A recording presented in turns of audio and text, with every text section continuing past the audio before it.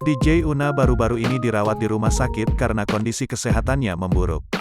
Wanita bernama lengkap Putri Una Astari Tamrin ini terkapar di atas kasur RS sejak kemarin, Selasa tanggal 7 Juni tahun 2022. Sekarang, DJ Una mengaku dirinya sudah membaik.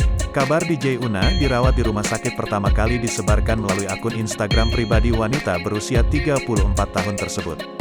Kala itu, DJ Una hanya bisa berbaring di atas kasur sambil ditemani kerabat dan teman dekat. Masih belum diketahui apa penyebab menurunnya kondisi kesehatan wanita tersebut. Yang jelas, hal ini kemungkinan berhubungan dengan jadwal kerja DJ Una yang sangat padat. Dilansir dari story Instagram @putriuna, sejak awal Juni ia telah memenuhi panggilan disc joki sebanyak 3 kali di tempat yang berbeda. DJ Una bahkan sudah merencanakan untuk manggung di kota Batam pada tanggal 9 Juni mendatang. Padahal, ia baru saja dipulangkan dari rumah sakit.